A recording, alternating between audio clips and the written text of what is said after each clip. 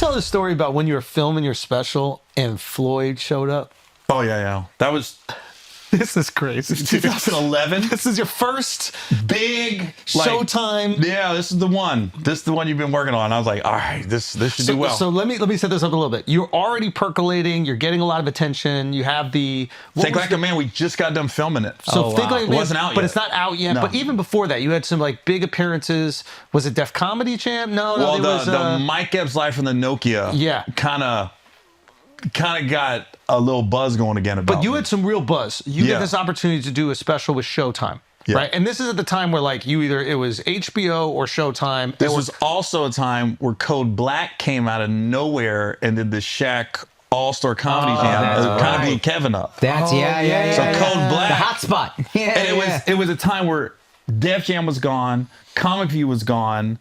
There was a lull. The internet wasn't what it is now. So people were like, where do we find stand-up? So the Shaq show comes in. The Shaq shit blew Kevin out the water, basically, right? And even though Cedric was on it, D-Ray was on it, Ari Spears was on it, but Kev was the one that really benefited the most off that. Yeah. And so I was like, I remember I opened up for Mike in Houston. Mike Epps in Houston, and he goes, after the show, they go, hey, we're filming this thing Friday. This is like Saturday. Can you come in? And I go, what is it? And they go, we're doing this DVD. It's gonna be released in all the Best Buys and all that stuff. And I go, all right. And I go, well, how much? And he was like, well, it's $2,500. That's it. There's no back end. Nothing. There's no hotel. There's no flight. Wow. I was in Columbia, South Carolina. I canceled it, and all they said was, "Is Jeff Clan gonna be there?" Because he was running Code Black. I think he runs Kevin's shit now. Oh wow. Okay. Oh wow. So I was like, "Is he gonna be there?" And they go, "If you promise me he watches my set, I'm in." I'm in. They go, "We got you." So I get there. I get there on a Friday. People don't know there was 10 acts. They only aired like 5 of them. Oh wow. 5 got cut. Wow. And so we're backstage, and everybody's like arguing over who's going to go last. And I go, I'll go last. And I remember I looked, I go, I'll last. I knew. That's a great. I knew I never did the black church joke yet, which kind of like the black and white church. I go, I've been doing it at clubs, but it hasn't been aired. It was like bringing the house down. Like one of my strongest probably jokes ever. So you had jokes something ever. in your pocket right there. And the Tiger Woods shit just happened. Where his wife beat him. Yeah. I had a fucking strong Tiger. I said, if nothing else, they only want me to do 10, 15 minutes. I think he ended up doing 20 because I went last. I knew I had like 8 that was just going to bring the roof down in the beginning and end. So you could package it. Boom. So I walk on stage. And you're kind of refreshing because you're probably the only, like you said, probably the only white guy there. Right? Yep. So they've been seeing black dude, and then this white dude pops up, and you're kind of waking back up, like, oh shit. It wasn't just that. It's different. It was 9 comics doing dick pussy jokes. And then I came out like, hey, church. And what set the whole set off was Morris Chestnut was in the front row. So I walked out, I see Morris Chestnut, and I go, hey. I go, Morris. And I go, hey, you guys ever watch Boys in the Hood and think Ricky's going to live? And I started imitating him. I said, I get so mad at you. Like, every time I watch it, I go, you die every time. I just want to like, stop eating the Twinkie, bro. Fuck up. So you passed the test. You're going in the Army. So resets the whole room. Dude, you're live in the moment. Right there. Right. And so Clanigan saw me. And then they sent me to Japan first. He wasn't familiar, so the Shaq was doing the tour. Yeah. So they was like, yo, they want to send you to Japan first to do a show. And I go, so I went to Japan. I think it was me, Mark Curry, Lunel, a couple other people. Mark Curry's a legend. Dude, Mark Curry is so fucking funny. Oh, he's so good. And then I guess the word got back, no, he's solid. He's got it. Because they only saw 20 minutes. Yeah, of course. Right? Yeah. So then they put me on that Shaq tour of 2011. And then they said, we're going to give you a special. We got to deal with Showtime. Okay, on the Shaq tour, who is your group that's going? It was D-Ray, Michael Blackson, Corey Holcomb, me, and Capone. I mean, just killers. Absolutely. Killers. Where are you going up in the show? Right for Corey. Corey closed it. D-Ray hosted it. Yeah. And then Michael Blackson and Capone flip-flopped. Half the tour. One would go first, one would go second. And then I would go fourth, and then Corey would close it. Yeah. Strong. So that was great show. Yeah.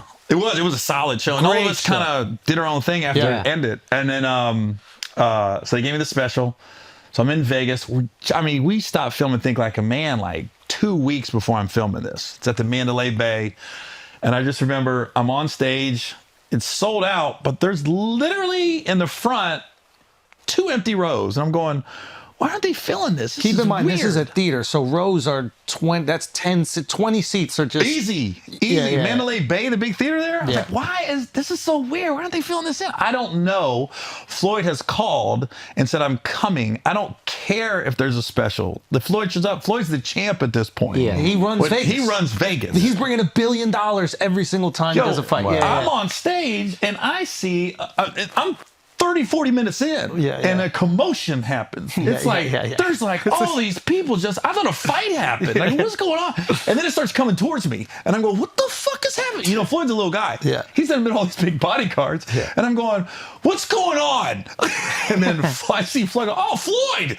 And then I just start talking to him and his entourage for about 15 minutes, and then they kept like 5 of it in the special. That's great. That's all you need. Just That's great. completely in the middle of it. I'm like, all right. But it worked out. A lot of people who haven't taped something don't know. Like, when you're taping anything, it could be a 10-minute set, it could be an hour set. Like, you're kind of in like performance mode, right? It's hard to stay. Autopilot. You're on autopilot, right? Yeah. Because you're like, I need to make sure I get these jokes right. And every time you do a joke, it doesn't go as good as it did in fucking Portland. You're like thinking about it and editing in your head. Yeah. And then 20 people walk in 40 minutes into your first. 40 people walk in. Sorry, 40 people walk in. rows. To stay in the moment is one, very Amazing. ballsy, but like, that's a lot of people just ignore it. Yeah. And try to muscle through. Like that's a courageous thing to do. But you do it because you got chops.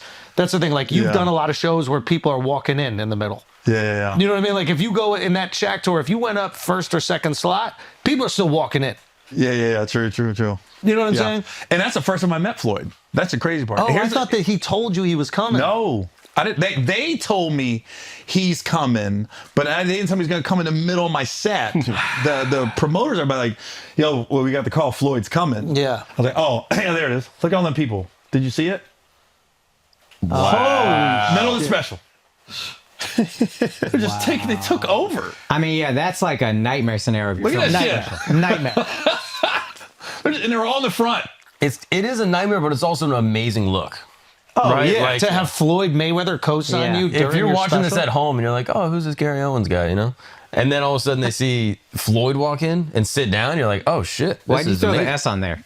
Because that's what they're thinking. That's what they're thinking.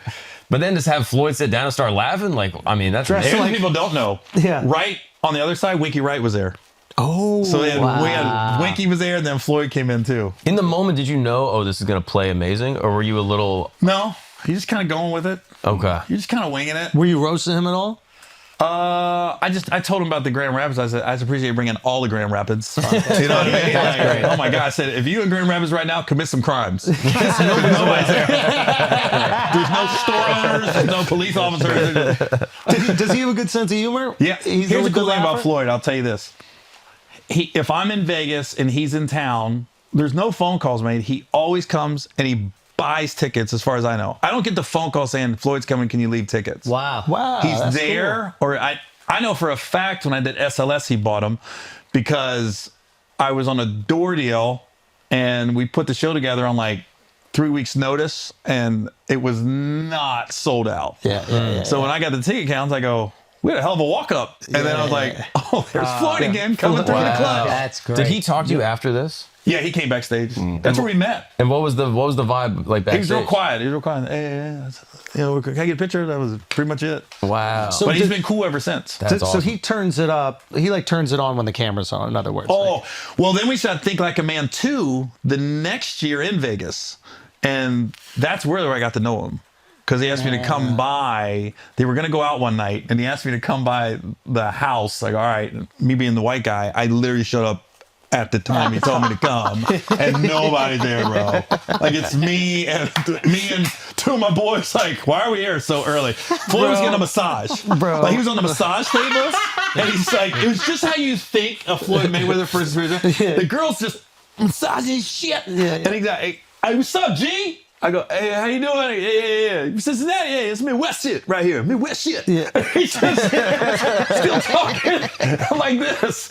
What is happening right now? Then he got up and got a haircut. Then he gets the haircut. And like, the girl's cut. I'm like, we're way too early. But here's the best part. This is a Pretty Woman moment. We're there, and then it gets crowded. Then an hour later, it's crowded. And then everybody's going to the Palms to go to some nightclub. And Floyd doesn't drink. So people think he's out partying. Yeah. He might be out, but he's partying. Yeah. It's all water. And I'm not exaggerating. 10 limos pull up. And people just start getting in the limos. And we're all going to this nightclub. And we get in a limo with like, me and my boys just having to get in a limo with like 3 girls that just jumped in that barely spoke English. So now we're sitting there, bless. and they're not talking to us. They're not trying to entertain us, and we're trying to be nice. Yeah. And then nothing. We get to the party, we can't get in. It's too crowded. It was like a Saturday. It was Vegas already, and then Floyd's come with 150 people. Yeah. We're not getting it, even though we're with Floyd. I said, let's go to another spot. So the girls, we looked at it and said, you want to go with us? And they're like, no. And it was very apparent, no, we're not. We're going to fight our way, and we will eventually get to Floyd tonight. Yeah. Right? Monday, we're on set of Think Like a Man 2. They're extras in the movie. We had a pool scene, and they hired these pretty girls to be around the pool. I look at them and go, oh, shit. You know, I walked by, how you doing? We're going to my trailer, where it's cooler than this studio, where I can sweat in private. Have fun in this 110-degree weather, motherfucker. Oh, wow.